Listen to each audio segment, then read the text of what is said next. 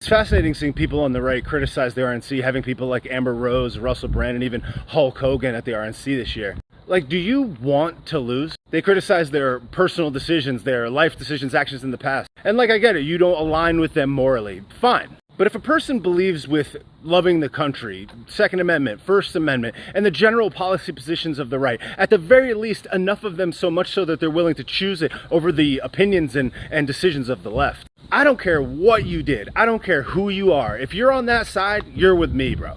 I say, welcome. Have a seat. Join us. Because you don't have to agree with Amber Rose or Russell Brand's life decisions to understand that they want to be on the right side of policy. It doesn't mean that you look up to them, you want to be like them, or even that you appreciate what they do. It just means that the country is built up of a multitude of different types of people with varying backgrounds. And of course, it doesn't mean that I want people there that break the law or engage in some other nefarious act. But if you didn't do that, then join us. Because the holier than thou position of you need to fit in this box in order to vote on the right is very exclusionary, to say the least. And here's a newsflash. We need as many people as we can get. And if we don't get those people and they choose to not participate at all or vote the other way, then you lose everything. What good is your high ground morality position if you can't get your people into office to put forth at least some of the things you want? It's like, how many times have we been like, oh, don't you agree with the First Amendment, the Second Amendment, loving the country, caring about the economy, the lower middle class, jobs, inflation, etc. And then finally they do, and it's like, oh, you do this on your personal time?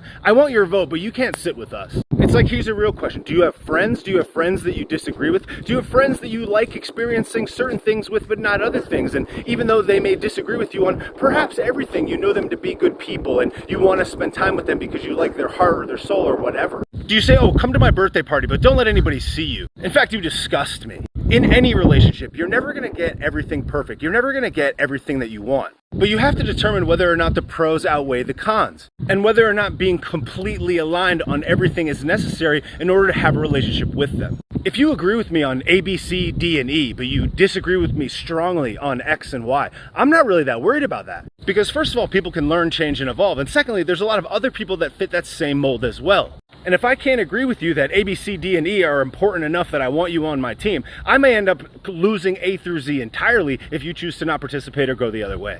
Because politics is a lot like music, in my view. Some people just don't like music, don't care about it at all. I don't understand those people, but they exist. The people that do like music, some like reggae and rock, but don't like dance music or rap. All of our tastes are different. All of them are subjective in a way. But I can understand why you appreciate certain genres, and if we can go and share an experience together, dancing and enjoying it, then great. Improving, succeeding, growing through life has a lot to do with compromise, deal-making, and evolution. And perhaps most importantly of all, prioritization. If you can clearly differentiate the must-haves from the want-haves to the would-love-to-haves, you can reach a deal. And in this particular moment in time, this particular moment in history, the must-have for me is to win. And I'm not bending the knee or caving by saying that my want-to-haves or my hope-to-haves are not as important as my must-have. So perhaps it would be in our best interest to set aside our want-to-haves, set aside our personal opinions about somebody's life decisions, and focus on the prize, which is the win. The rest of the things will follow afterwards.